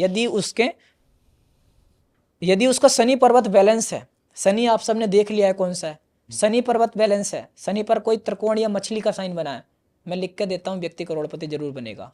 अपने घर में एक अलग ही वो ऐसा होगा जो अलग चलेगा, घर से बाहर निकलेगा, खूब मेहनत करेगा और करोड़पति बन के दिखाएगा। करोड़पति तो एक मात्र छोटी सी संज्ञा है, उससे पर अरबपति, खरबपति, उससे ऊपर भी बन सकता है। अब उसके लिए उसके और ग्रह यदि साथ देंगे तो, क्योंकि एक दोनों, क्योंकि ये 5 उंगली जब मिल जाती हैं तब यहाँ पर मुष्टिक बनती है। उसी प्रकार से वो अपनी जगह ठीक है, वो पूर्ण मेहनत कर रहा है, लेकिन थोड़ा सा भी उसे राहु का साथ मिला तो अचानक धन मिल जाएगा उसको। एकदम से शनि को साथ मिल गया, किसका? सूर्य का। वैसे आपस में विरोधी हैं, लेकिन वो भी हमारे लिए अच्छा काम कर रहा है, धन के लिए काम कर रहा है, और शनि भी धन के लिए हमारे लिए अच्छा काम कर रहा है। तो किसी राजनीतिक व्यक्ति से उसकी अच्छी उठक बैठक होगी, पकड़ अच्छी होगी, और राजनीति का कोई काम उसको मिल जाएगा। कोई ऐसा काम वो करता होगा जो राजनीति से रिलेटेड होगा, और वो करोड़पति अरबपति बन जाएगा। तो ये कोई बड़ी बात नहीं। कोई एक रेखा अगर हम जानना चाहें, सिर्फ एक रेखा, ये एक रेखा अगर आपके हाथों में है तो फिर आप करोड़पति हैं, चाहे आप आज किसी भी स्थिति में। देखिए, हम ऐसी रेखा बता तो सकते हैं जी, लेकिन इसके कुछ साइड इफेक्ट भी हो जाते हैं। जैसे अभी आपके हाथ में वो रेखा है जी, लेकिन उसमें कोई राहु रेखा काट जाए बीच में, क्योंकि आने वाले समय में आपने मेहनत करना बंद कर दिया। हमने अभी बोल दिया आप करोड़पति कल बन जाएंगे, कल से ही आप मेहनत करनी बंद कर दें तो फिर भी रेखाएं बदलनी शुरू भी हो जाएंगी। आप जैसी मेहनत कर रहे हैं आप वैसी मेहनत करते रहिए, आप अपने लक्ष्य पर ध्यान रखिए। और यदि आपकी भाग्य रेखा तटस्थ है, यहाँ पर जो रेखा बनती है, ये जो बीच की रेखा है, यदि ये भाग्य रेखा सीधी और स्पष्ट है और शनि पर्वत तक जा रही है, हाथ का कलर गुलाबी है, हाथ का कलर गुलाबी और हाथ गोलाकार है, और शनि मजबूत है, तो मनी जीवन में आएगी ही आएगी। चाहे देर आए दुरुस्त आए, करोड़पति व्यक्ति बनेगा ही बनेगा। शनि उसको करोड़पति बनाएगा, क्योंकि ये सच नाम का राजयोग होता है। ये जिसकी भी कुंडली में यदि बन जाए, उस व्यक्ति को रोकने वाला कोई नहीं, क्योंकि शनि से कोई टक्कर लेने वाला नहीं है। शनि मनी का कारक है। शनि धीमा चलता है लेकिन सही चलता है, धीरे धीरे चलने वाला व्यक्ति संभल के चलता है। शनि को भी बैलेंस रखने हाँ, की जरूरत शनि जिम्मेदारी भी है, शनि सेवक भी है, शनि सब। लेकिन शनि से लोग डरते क्यों हैं? बहुत डरते हैं। शनि न्याय का देवता है, न्याय से कौन नहीं डरता। शनि न्याय का देवता है, क्योंकि जब हम गलत कार्य करेंगे तो शनि हमें गलत परिणाम भी देता है, हम अच्छे कार्य करेंगे तो अच्छा परिणाम भी देता है। आजकल लोग सही कार्य कम करते हैं और गलत कार्य ज़्यादा करते हैं, तो इसलिए वो डरते हैं कि शनि की महादशा आने वाली है, अब तो सब काम खराब होने लग जाएंगे। लेकिन हाँ, शनि यदि आपका उभरा हुआ है, शनि की उंगली मध्यमा उंगली बड़ी है, शनि पर कोई अच्छा मछली का साइन बना है, तो आने दो शनि की महादशा। शनि की महादशा आते ही आपका उत्थान शुरू, आप करोड़पति अरबपति खरबपति बनने शुरू। ये तो एक मात्र संज्ञा, एक छोटी सी चीज है। करोड़पति अरबपति से भी बड़ी चीज ये है कि ऐसे व्यक्ति को लग्जरी लाइफ, सुख, समृद्धि, क्योंकि जब पैसा आता है तो बहुत सारी चीजें अपने आप आ जाती हैं चारों तरफ घेरे में, अच्छे रिश्तेदार, परिवार वो सब खुद ही सही कह रहे हैं। कनेक्ट होने लग जाते हैं, जी जी जी। है ना। आजकल तो पैसे से आचार्य जी आपने एक बात कही बीच में कि ये जो रेखाएं ये बदलती हैं क्या हाँ रेखाएं? बिल्कुल, 100% ये रेखाएं बदलती हैं। ये रेखाएं जैसे शादी की रेखा है वो कम बदलाव देती है, क्योंकि ये एक कोई पर्सन होता है जो हमारा पहले से लिखा हुआ है, उसमें हम कोई इंटरफेयर नहीं कर सकते। जैसे कि हमारी आयु की रेखा है, उसमें हम इंटरफेयर कर सकते हैं, लेकिन कोई शास्त्रीय उपाय किया जाए तब, वरना आयु की रेखा भी कम ही बदलती है। वैसे बदल जाती है महामृत्युंजय जैसे अनुष्ठान करने से रेखाएं बदलती हैं। वैसे तो सारी रेखाएं बदलती हैं, लेकिन जैसे शादी वगैरह की रेखाएं ये कम बदलती हैं। नहीं, अगर कोई हम टाइम पीरियड माने जिसमें ये रेखाएं बनने से लेके मतलब बनती हों, 6 महीने में बदल जाती हैं, 7 महीने में बदल जाती हैं, साल मैंने एक व्यक्ति का हाथ देखा था, हम्म, मैं अपनी पर्सनल बताता हूँ। वो मेरे पास जब आया था, जब मैं शुरुआती समय में हाथ देखता था, मेरी बड़ी रिसर्च चल रही थी, एक रिसर्च मैं उसमें कर रहा था हस्तरेखा को लेकर। उस रिसर्च में मैंने उस समय, आज भी वो व्यक्ति मेरे कनेक्ट में है, वो बहुत परेशान थे, आत्महत्या करने के लिए जा रहे थे, और ट्रेन के सामने खड़े थे, वास्तव में वो पटरी पर खड़े थे, और सीधा मेरे को उन्होंने कॉल लगाया, और मेरे को यकीन नहीं हुआ, तो मैंने वीडियो कॉल पे भी फिर मैंने देखा, पर रो रहे थे काफ़ी, भाई हमारा भी हृदय पिघलता है। मैं भाई बताओ क्या समस्या है आपको? कि मेरे 2 बच्चे हैं और मेरी जॉब कहीं नहीं लग रही है, मैं बहुत परेशान हूँ, कर्ज मुझ पे बहुत हो गया है, और छोटे छोटे बच्चे हैं। अब जब उनकी माँ मेरे को दूध के लिए पैसे मांग रही है, तो मेरी जेब में पैसे भी नहीं है, कोई मेरा सहयोग नहीं कर रहा, रिश्तेदार भी मेरा सहयोग नहीं कर रहा, तो मैं अब हार मान चुका हूँ। तो अकाल मृत्यु का उसका पूरा पूरा उस समय योग बन रहा था। लगभग 30 वर्ष की उसकी आयु थी उस समय, मात्र 30 वर्ष की आयु में उसका अकाल मृत्यु का योग था। तो मैं उसको बोल तो सकता नहीं था आपका अकाल मृत्यु का योग है। मैंने उनको तत्काल बोला, क्योंकि उनकी रेखा इस प्रकार की बन रही थी। मैंने उन्हें कुछ रेमेडी दी और मैंने उनके अकाउंट में पैसे डाले तत्काल, तुरंत। मैंने कहा आप पहले अपना खर्चा कीजिए, कुछ अमुक राशि मैंने डाली। उन्होंने बड़ी मुश्किलों से वो मेरी बात माने। कुछ भाई हम धर्मगुरु के, भाई हम थोड़ा सा इस धार्मिक क्षेत्र में भी कार्य करते हैं, तो पुस्तक अध्ययन करते हैं, तो मैंने कुछ उदाहरण दिए। मैंने कहा भाई ये मनुष्य शरीर बहुत अनमोल है, देखिए लाखों रुपए देके भी दोबारा ये वाली नाक नहीं पाई जा सकती, ये वाली आँख हमें अपनी जो हमारी ओरिजिनल है ये नहीं पाई जा सकती। किसी को हम बोलें हम आपको 5 लाख रुपए दे रहे हैं, आप मुझे एक कान दे दो, नहीं देगा। तो इनको आँख, नाक, कान, मुंह, इन सबको बड़ा सेफ्टी से रखना चाहिए, अपने पूरे शरीर का ध्यान रखना चाहिए। कोई भी रोग हो उसके तत्काल इलाज करवाना चाहिए। मैंने कहा भाई ये सबसे पहले तो 84 लाख योनियाँ हैं, 84 लाख योनियों में से सबसे पहले हमें मनुष्य बनाया, कितनी अच्छा हमें, देखिए 84 लाख में से हम फर्स्ट हैं, पहले नंबर की जो योनि है वो मनुष्य है। और आज की तारीख में तो हर कोई छोटी छोटी बातों पे परेशान होकर सुसाइड करने लगता है। बहुत। ये जब से ये शहर में कल्चर आ गया, लोग लोगों से कट गए, तो ये डिप्रेशन हुआ। इसीलिए मैंने आपसे डिप्रेशन का सवाल पूछा ये था। चंद्रमा इनबैलेंस करवाता है मन को, हाँ, कि किसी मन को खराब हो depression- जाता है, मस्तिष्क में मन मस्तिष्क से जब बिगड़ जाते हैं ना, तो उस व्यक्ति का चंद्रमा आप भी अभी वो इनबैलेंस बात था। जो कह रहे थे कि नाक, कान, कोई अगर 5 लाख में मांग ले, कोई 10 लाख में मांग ले, तो कोई नहीं देगा, हाँ कोई नहीं दे सकता। बिल्कुल। कोई ये नहीं जिसके पास तो पैसे मैंने नहीं उनको है समझा दिया था, जी।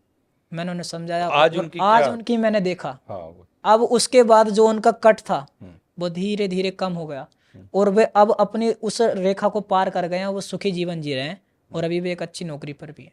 अच्छा। उनको एक प्राइवेट जॉब अच्छी मिली है, और उसमें वो बहुत अच्छा कर रहे हैं। अभी उनका बीच बीच में फ़ोन भी आता है। तो ये किसी का करियर है, नौकरी है, किसी की नौकरी चली गई, सब परेशान होते हैं। तो ये कैसे पता पड़ता है हाथ से देख करके आपको ये आदमी बेरोजगार होने वाला है, या बेरोजगार हुआ तो इतने दिन के लिए होगा, इसको दूसरी नौकरी कब मिलेगी? इन सब चीजों का पता चलता है हस्तरेखा से। हाँ, और कैसे हरिद्वार पता में एक और उसका टाइम कैसे आप कैलकुलेट करते हैं कि इतना समय हो सकता है? जी। इसके लिए हम सबसे पहले देख सकते हैं, जैसे हमें कोई व्यक्ति का हाथ देखना हो, हमारे पास कोई क्लाइंट आते हैं, मैं एक उदाहरण और दे देता हूँ आपको कि रेखाएं कैसे बदलती हैं। एक हमारे गुरुजी हैं आचार्य सत्यदेवानंद जी महाराज, बहुत बड़े धर्म के ज्ञानी और ज्ञाता हैं। उनके सानिध्य में रहकर हमने अध्ययन वगैरह किया है, और वही हमारे प्रेरणा स्रोत भी हैं। उनको हम हृदय से पसंद करते हैं, क्योंकि हमारे अगर कोई उत्थान का कोई कारक है तो केवल एक वही है। वे ही हमें हमारे एक गांव से लेकर गुरुकुल में एडमिशन उन्होंने हमारा कराया, और उन्हीं के सानिध्य में रह के हमने शिक्षा दीक्षा प्राप्त की। उनके हाथ पर एक दिन मैं ट्राई कर रहा था, क्योंकि उनसे मैं जुड़ा हुआ हूँ लगभग 8 साल से। तो मस्तिष्क रेखा थी वो थोड़ी कम थी, वो उतनी नहीं थी जितनी होनी चाहिए थी। वो मेरे से पूछते थे कि बताइए आप मेरी मस्तिष्क रेखा कैसी है। मैंने कहा अच्छी है, क्योंकि गुरुजी की तो अच्छी बताई जाएगी, क्योंकि जिसको हम अपना प्रेरणा स्रोत बनाते हैं। लेकिन अब मैंने उनको देखा 8 साल बाद, तो वो काफ़ी बढ़ के आगे पहुंच गई है, क्योंकि उन्होंने अपने मस्तिष्क का काफ़ी ज़्यादा उपयोग किया है, क्योंकि वो उस क्षेत्र में कार्य करते हैं। वो भी धर्म ग्रंथों को, गीता, उपनिषद इत्यादि में काफ़ी समय अपना बिताते हैं और अपने दिमाग का ज़्यादा यूज करते हैं, तो उनकी दिमाग की रेखा बढ़ने लग गई। आप अपने हृदय का ज़्यादा यूज करेंगे तो आपकी हृदय रेखा बढ़ने लग जाएगी, और आप काफ़ी ज़्यादा परिश्रम करेंगे तो आपकी परिश्रम की रेखा होती है वो बढ़ने लग जाएगी। आप व्यापार करेंगे तो आपकी व्यापार की रेखा बननी स्टार्ट हो जाएगी। तो वही मैंने रोजगार वाला आपसे पूछा था, वो कैसे पता पड़ता है किसी का कि रोजगार बेरोजगार क्या है वो? देखिए, रोजगार से बेरोजगार और बेरोजगार से रोजगार, ये दोनों ही व्यक्ति हो सकते हैं। सबसे पहले रोजगार की बात करते हैं कि भाई बेरोजगार से रोजगार में व्यक्ति कैसे जाता है, उसकी बात करते हैं। जब कोई व्यक्ति बेरोजगार है, स्ट्रगल कर रहा है, तो पहले तो उसको एक अच्छी दिशा मिलनी चाहिए। अक्सर होता यह है कि व्यक्ति गलत दिशा चुन लेते हैं, बिना दिशा को अगर हमें कोई कहीं जाना है तो उसके लिए हमें पहले सेट करना होता है कि हमें इलाहाबाद जाना है, हमें मुंबई जाना है। जिसका ये सेट नहीं होता कि हमें कहाँ जाना है, वही भटक जाता है। जिसका पहले से ये नहीं होता, उसको पता नहीं होता, किसी शास्त्री, किसी आचार्य, किसी भी ऐसे ज्योतिषाचार्य से वो परामर्श नहीं लेता कि मेरा कौन सा ग्रह अच्छा है, कौन सा ग्रह बैलेंस है, मुझे क्या करना चाहिए, और बिना देखे चलने लग जाते हैं, वो अक्सर भटक जाते हैं। कोई इंसान अपने जीवन में क्या करेगा, आईएएस आईपीएस जैसे बड़े हासिल करेगा, ये कैसे पता चलेगा? जब भी किसी व्यक्ति को आईएएस, आईपीएस, राजनीति में कोई बड़ा पद चाहिए रहता है, उसके लिए उसका सूर्य का अच्छा होना बहुत जरूरी है। और सूर्य पर इस प्रकार की लाइन जो हमने ड्रॉ की है, यदि ये लाइन बनी है और सूर्य पर्वत अच्छा है, तो ऐसे व्यक्ति अगर आईएएस के लिए तैयारी करे तो बड़ी रैंक को प्राप्त कर सकता है, सिक्योरिटी तक बन सकता है। क्या किसी के हाथों में ऐसी रेखा है जो उसे बदनाम कर सकती है? बिल्कुल। शुक्र पर्वत पर अगर इस प्रकार की रेखाएं बन जाएं, जैसे हम आपको दिखा रहे हैं, ये कुछ खड़ी लाइनें होती हैं जिनको हम राहु रेखाएं बोलते हैं। ये 2 लाइन जो आपने ड्रॉ की है, ऐसी अधिक रेखाएं हो जाएं और इसके ऊपर से 2 और लाइन, ये जाल बोलते हैं, ये जाल बन जाए, तो ऐसा व्यक्ति काम के जाल में फंस जाता है। स्त्री उसको बदनाम कर देती है, या फिर वो पुरुष है तो स्त्री बदनाम करवा देती हैं, और वो स्त्री है तो पुरुष उसको बदनाम करवा देते हैं। किसी के हाथ में अकाल मृत्यु की रेखा है, हाँ, तो वो कैसे पता पड़ेगा और वो क्या करे? अकाल मृत्यु कई प्रकार से हो सकती है। समुद्र में या फिर पानी में डूबकर कोई मृत्यु होना, अग्नि से मृत्यु हो जाना, अलग अलग, या फिर अकस्मात मृत्यु हो जाना, उसको हम अकाल मृत्यु बोलते हैं। वो जब भी होती है तो हमारी लाइफ लाइन पर इफेक्ट आता है। लाइफ लाइन हमारी बीच से टूट जाए और लाइफ लाइन पर एक क्रॉस का साइन बन जाए, तो ऐसे में घटना होती है। अब घटना में यदि भगवान का साथ रहा तो व्यक्ति बच जाता है और आगे भी जीवन उसका अच्छा चलता है। वहीं पर एक बहुत बड़ा अकाल मृत्यु का दोष बनता है, उसको अभी हम बताना नहीं चाहते, लेकिन फिर भी बता देते हैं, क्योंकि उसको हर कोई रिवील नहीं करता, बताता नहीं है, क्योंकि डर भी जाते हैं। तो किसी को डरने की आवश्यकता नहीं है। आप अपने हाथ में बिना किसी एस्ट्रोलॉजर के पास जाए उसका खुद आंकलन मत करना, लेकिन अगर आप पूछना चाहते हैं तो आपको बताते हैं जो हमने किताब में पढ़ा है। यदि हृदय रेखा, मस्तिष्क रेखा और जीवन रेखा, तीनों रेखा पर नक्षत्र का साइन एक साथ बन जाए तो उस व्यक्ति की अकाल मृत्यु हो जाती है। कोई रास्ता नहीं, तय है। ये तय है, लेकिन भगवान से बड़ा कोई नहीं है। अकाल मृत्यु को टालने के लिए काल के पास जाना पड़ता है, जो काल के स्वामी है, महाकाल जी। महाकाल की आराधना की जाए, महामृत्युंजय का अनुष्ठान किया जाए, तो हमने ऐसे ऐसे लोग देखे हैं जो बिल्कुल मरने की कगार पर थे, और हमने कईयों को, हमने खुद भी, हम अपने कोई वो नहीं कहते, भगवान ने उनको उठवाया जिनके लिए हमने जप कराया, बेड से ऊपर उठ गए। हमारे नाइजीरिया में हैं कुछ, उनके संबंधी हैं मुंबई में, जिनको एक कैंसर पीड़ित हो गए थे, अभी उनका महामृत्युंजय किया, अभी वे स्वस्थ हैं, रिकवरी। स्वस्थ हैं? हाँ, लगभग अभी 15 दिन हो। इतनी ताकत होती है? इतनी ताकत मंत्रों में, महामृत्युंजय में होती है, जप में होती है। अच्छा, हम आपसे एक बड़ा बचपन का सवाल पूछ रहे हैं। जब बचपन में हम छोटे हुआ करते थे ना, हाँ। तो हाथों को ऐसे बनाया जाता था, हाँ। खासकर लड़कियों को, जो हमारी हाँ बहनें हैं चाहे कोई हैं, तो ऐसे हाथ बनाती तो बोलती है चांद बना तो दूल्हा सुंदर मिलेगा या दुल्हन सुंदर मिलेगी। तो ये क्या सही में ऐसा होता है कि चांद बनने से दूल्हा सुंदर और सुंदरी 40% ऐसा होता है। होता ऐसा है? होता है जब ये दोनों रेखाएं हमारी अच्छी होती हैं जी। तो हमें सौम्य अच्छे सुंदर वर्ण वाले और अच्छे हृदय वाले पुरुष की प्राप्ति होती है, यदि महिलाओं के हाथ में है तो और ये पुरुष कहीं के ना हाथ कहीं में है ठीक तो? पुरुष के हाथ में है तो एक अच्छी महिला उसको मिलती है। दोनों जने अपने लाइफ को अच्छे से एंजॉय करते हैं और एक दूसरे की बात को समझते हैं, एक ब्यूटीफुल लाइफ पार्टनर उसको वास्तव में मिलता है। अगर ऐसा बना है तो ये कोई भ्रांति नहीं है। तो हम दोनों के तो चांद बने हुए हैं। तो आपको पार्टनर भी आपके सुंदर और ठीक है अच्छे ही होंगे, केयर करने वाले होंगे। हाँ बिल्कुल। मैं ये पूछ रहा था कि किसी से ये कैसे पता पड़े कि कोई आदमी जिससे आप दोस्ती कर रहे हैं या रिश्ता रख रहे हैं, गर्लफ्रेंड बॉयफ्रेंड पति पत्नी, वो आपको कभी धोखा नहीं देगा? ऐसा पता करने के लिए एक लाइन है जिसको हम बोलते हैं हार्ड लाइन। हार्ड लाइन और उसका कम्युनिकेशन, यदि उसमें देखना पड़ेगा कि दोनों व्यक्ति का स्वभाव कैसा है, आप जिसके साथ डील करने जा रहे हैं उस व्यक्ति का स्वभाव कैसा है। जैसे कि माना आपका स्वभाव सौम्य है तो इनका स्वभाव भी सौम्य होना चाहिए। दोनों का स्वभाव गुण धर्म मिलता है तब व्यक्ति की पार्टनरशिप लंबे समय के लिए चलती है, चाहे वो लव में हो, व्यापार में हो, चाहे जॉब में हो, किसी भी चीज में हो। तो उसके लिए आप हार्ड लाइन देखिएगा। ये हार्ड लाइन होती है हृदय रेखा। यदि आपकी बृहस्पति पर्वत तक जा रही है, बृहस्पति पर्वत आप सब जान चुके हैं, ये वाली उंगली के पास तक अगर जा रही है तो ऐसा व्यक्ति कभी किसी को धोखा नहीं दे सकता। कभी किसी को ऐसा व्यक्ति धोखा नहीं दे सकता। ऐसे व्यक्ति के साथ पार्टनरशिप कर लेनी चाहिए। आजकल ट्रस्ट इशू बहुत ज्यादा हो गया है। खासतौर जो जनरेशन है, यंग जनरेशन, गर्लफ्रेंड बॉयफ्रेंड जो भी हैं, उनको भरोसा नहीं होता एक दूसरे पर। ऐसा क्यों होता है? ये क्या, क्यों ऐसा? कौन सी रेखाएं या कौन सी ग्रह हैं जो ऐसा करवाते हैं कि ट्रस्ट नहीं कर पाता आदमी किसी?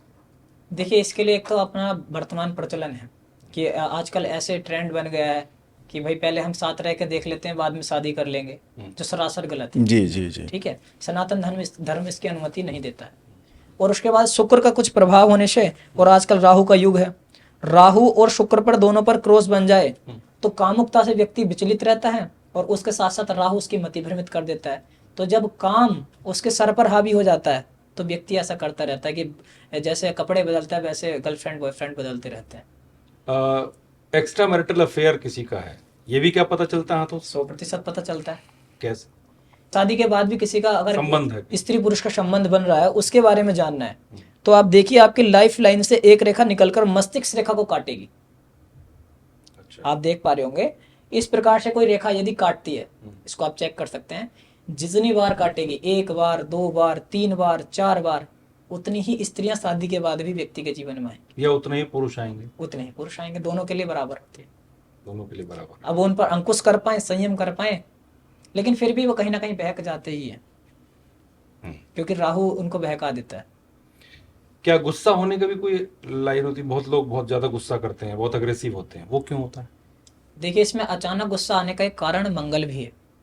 यदि मंगल पर्वत पर कोई क्रॉस बन जाए, क्रॉस ही नहीं केवल मंगल इनबैलेंस भी हो, मंगल यहाँ पर उपस्थित होता है अंगूठे के बिल्कुल एकदम नीचे जहाँ हमने गोला किया हुआ है, यहाँ पर आप चेक कर सकते हैं, यहाँ मंगल होता है।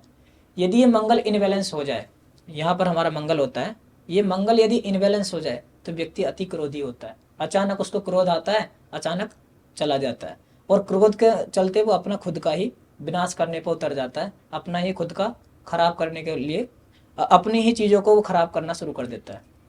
कोई आदमी विदेश यात्रा करेगा या नहीं करेगा, ये भी पता चलता है रेखा? ये आपने बहुत अच्छा प्रश्न किया है। इसको जानने के लिए सबसे पहले तो आपको चंद्रमा के पास जाना होगा, क्योंकि चंद्रमा यात्रा करवाने का ग्रह है। ये चंद्रमा ग्रह होता है।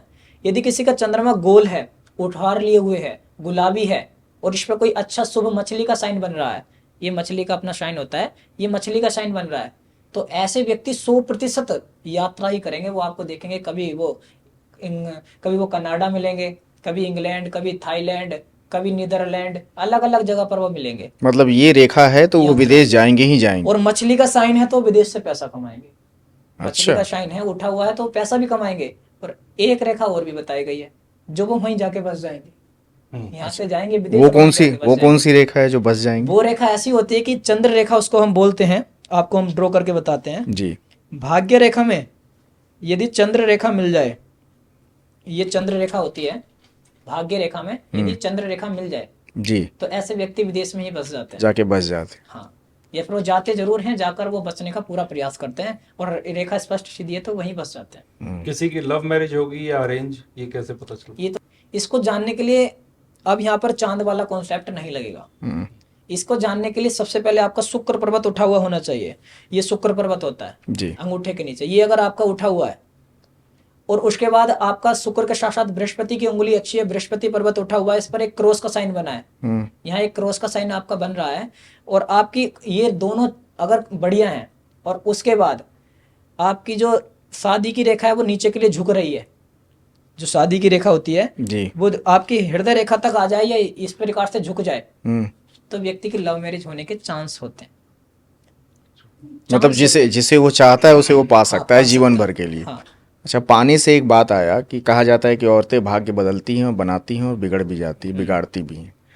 क्या किसी औरत के रेखाओं में, हाथ की रेखाओं में ऐसी रेखा भी होती है जो उसके पति की या उसके लव लाइफ की जो किस्मत है वो बदल दे? 100% ऐसी रेखाएं होती हैं। इसके लिए ज़्यादा हमें इधर उधर कहीं जाने की आवश्यकता नहीं है कि हम अपने हाथ में आप सब लोग भी चेक कर सकते हैं। अब पत्नी हमारा भाग्य बदलेगी या पत्नी ही हमारा विनाश का कारक बन जाएगी जी। यदि आपकी भाग्य रेखा चंद्र पर्वत से स्टार्ट होती है, चंद्र पर्वत आप सब जान ही चुके हैं, इस चंद्र पर्वत से यदि अपनी भाग्य रेखा स्टार्ट होकर ऊपर के लिए जाती है तो ये निरंतर हमारी उन्नति का प्रतीक है। शादी के बाद हमारा भाग्य बदलना स्टार्ट हो जाता है। ये औरतों में हो तो सबसे ज्यादा पति के बहुत भाग्य अच्छा है। हाँ, पति के आते ही उनके जीवन में अच्छे सुख, शांति, समृद्धि सब आनी स्टार्ट हो जाती है। एक ऐसी बात जो आपको कोई नहीं बताए जी। शादी से रिलेटेड, जी। अभी जो पुरुष ऐसे हैं 40-40, 45-45 साल के हो जाते हैं, इनकी शादी नहीं हो रही, वो रेखा कौन सी होती है? कौन सी होती है? अविवाहित रह जाते हैं। अविवाहित ही रह जाते हैं। औरतें भी हैं, महिलाएं 30 साल 32 साल 35 साल उम्र हो जाती है जिनकी यदि शादी। ये शादी की रेखा जी। नीचे के लिए न जाकर ऊपर के लिए चली जाए, इस प्रकार से ऊपर के लिए चली जाए, हम यहाँ पर देख सकते हैं, ड्रॉ भी कर दिया है। यदि कनिष्ठ का उंगली के नीचे रेखा ऊपर के लिए चली जाए तो हमारे कैमरामैन भाई साहब भी देखने लगे कहीं हमारी ऊपर के लिए तो नहीं जा रही है। तो अगर ये ऊपर के लिए चली जाए तो ऐसे में देखने के लिए मिलता है कि व्यक्ति को आरा ही रह जाता है। व्यक्ति को जीवन में चाहे सुख मिल जाए स्त्री का, लेकिन उसको शादी का योग उसका रहता ही नहीं है, शादी उसकी होती ही नहीं। मतलब ये रेखा ऊपर गई तो मतलब आप बस कुंवारे। ये डिवाइन लाइन क्या होती है? डिवाइन लाइन, डिवाइन लाइन की चर्चा कीरो ने अपने शास्त्र में की है, बहमन ने की है और समुद्र ऋषि ने सामुद्रिक शास्त्र में भी की है।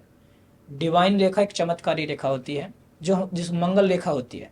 ऐसे व्यक्ति के अगर हाथ में मंगल रेखा है तो जैसे अभी हमारे साथ एक दुख, जैसे हमारे उत्तराखंड में एक अभी घटना घटित हुई, बस में आपने देखा होगा 36 लोगों की मृत्यु हो गई जी।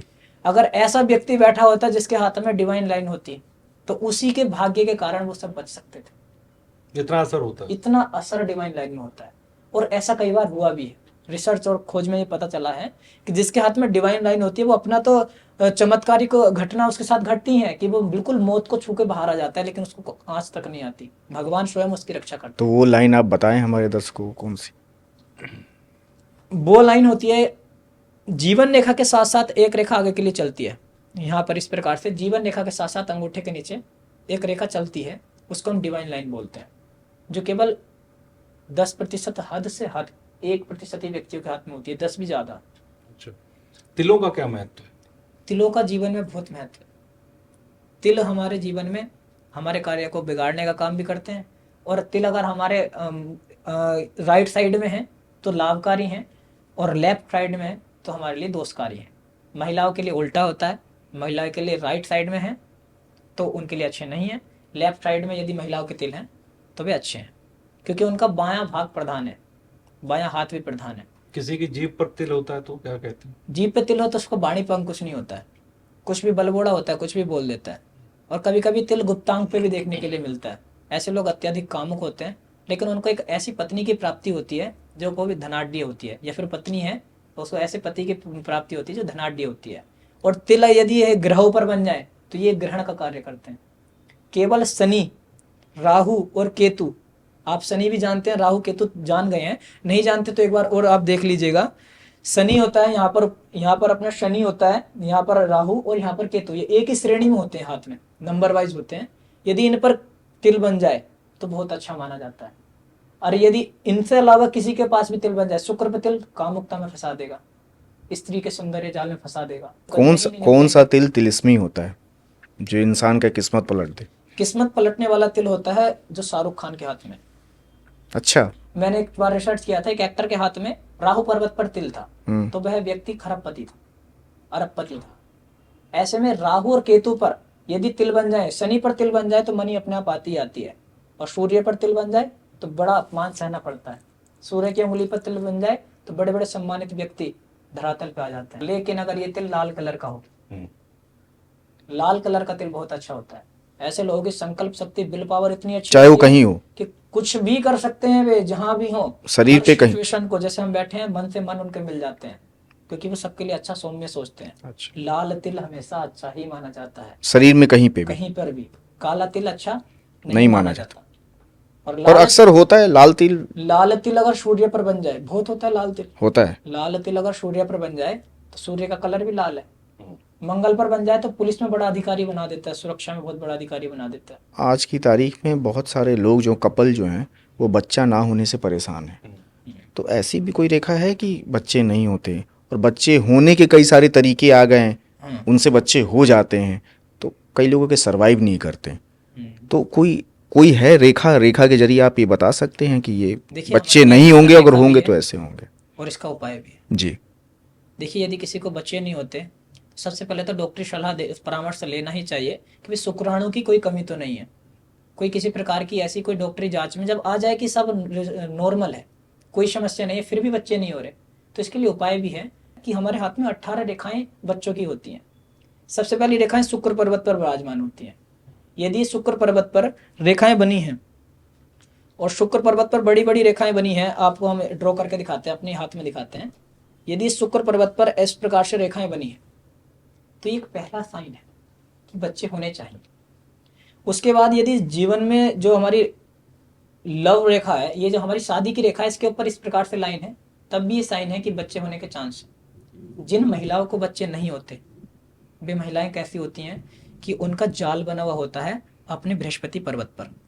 ये अपना बृहस्पति पर्वत है, ये आप देख लीजिए अच्छे से, इस पर जाल बना हुआ हो, एक हैज का साइन, आम भाषा में बिल्कुल हिंदी बिल्कुल बोलते हैं ना। बिल्कुल। यदि वो बना हुआ है तो ऐसी महिलाओं को बच्चों में समस्या होती है। यदि ये रेखाएं डिस्टर्ब हो जाएं, शुक्र पर्वत वाली टूटी हुई हो, आदि हो, इनमें कोई राहु रेखाएं काटे, तब बच्चों में समस्या आती है। इसके लिए संतान गोपाल का पाठ अपने घर में करवा लेना चाहिए। ये मनी ट्रायंगल क्या होता है? आप ये जो बीच में देख पा रहे हैं, एक हमने कलर से भी किया हुआ है, इसको हम मनी ट्रायंगल बोलते हैं। ये मनी ट्रायंगल किसी व्यक्ति के हाथ में है तो ऐसे व्यक्ति की मनी मैनेजमेंट पावर बहुत अच्छी होती है।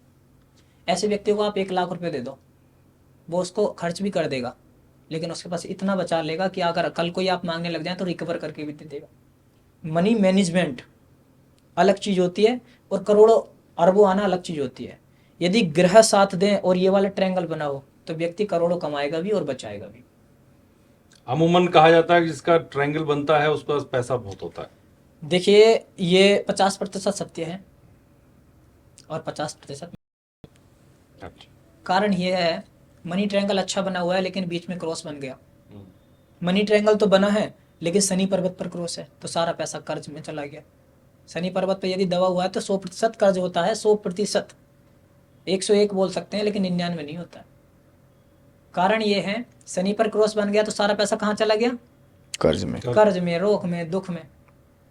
अगर ये क्रॉस बन गया सूर्य पर्वत पर तो सारा पैसा कहाँ चला गया? सम्मान में। सम्मान के चक्कर में सारा पैसा, जैसे बहुत लोगों को आप देखेंगे कि सम्मान के चक्कर में बहुत बहुत खर्चा कर देते हैं अपना। प्रतिष्ठा में प्राण गंवाने प्रतिष्ठा वाली जो कहावत। हाँ हाँ, यहीं पर बुध पर कोई साइन बन जाए तो व्यापार में सारा पैसा चला गया।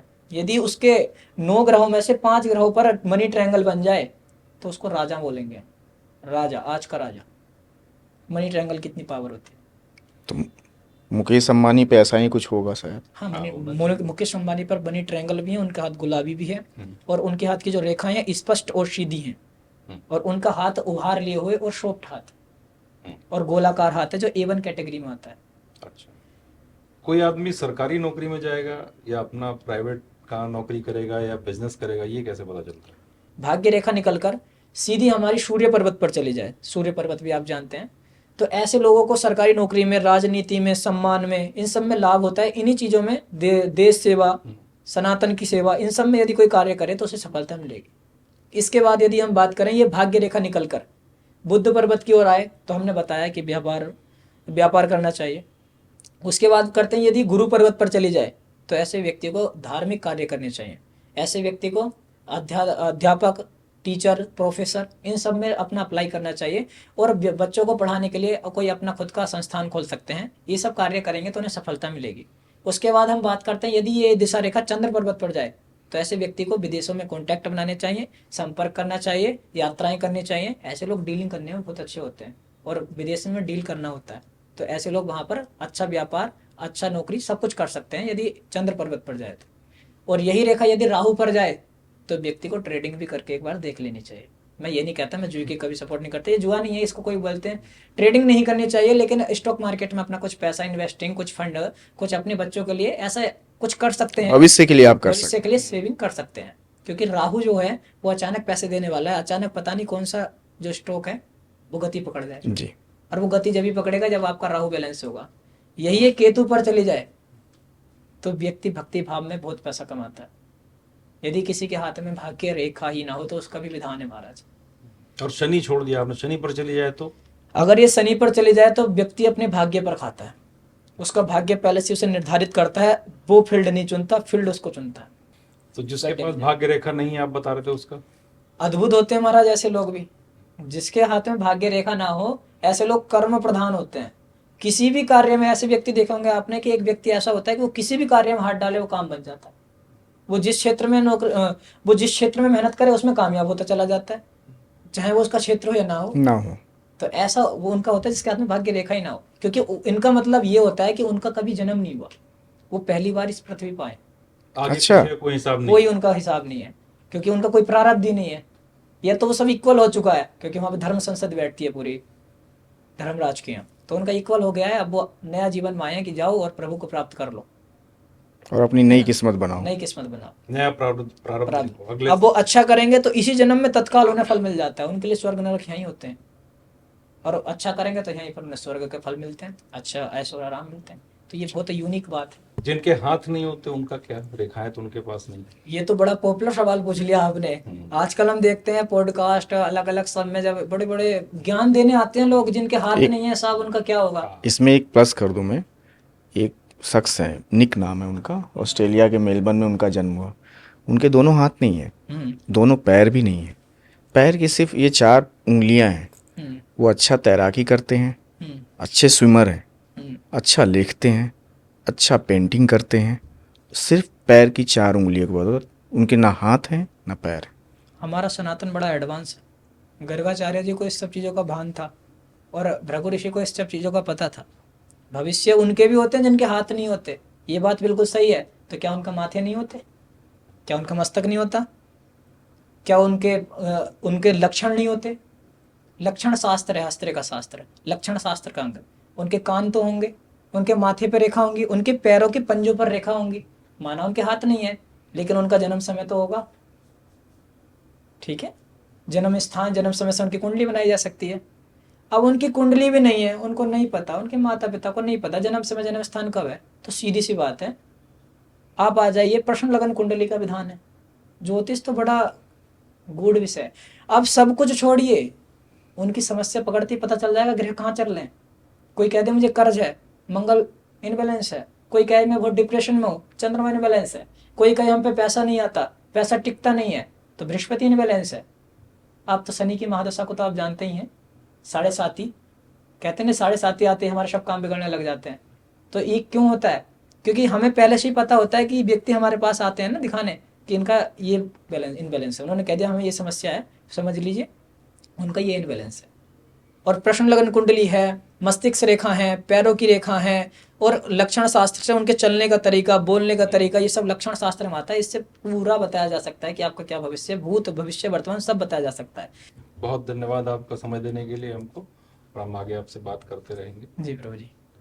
तो आचार्य वशिष्ठ शर्मा ने बताने की कोशिश की कि आपके हाथों की लकीरें क्या कहती हैं, हस्तरेखा से आप कैसे अपने आने वाले कल का अंदाजा लगा सकते हैं। इस पॉडकास्ट में इतना ही। आगे हम फिर लेकर आएंगे किसी और शख्सियत को, लेकिन जाने से पहले हमारी गुजारिश है कि आप हमारे चैनल पॉडकास्ट वाला को सब्सक्राइब, लाइक, शेयर और कमेंट जरूर करें।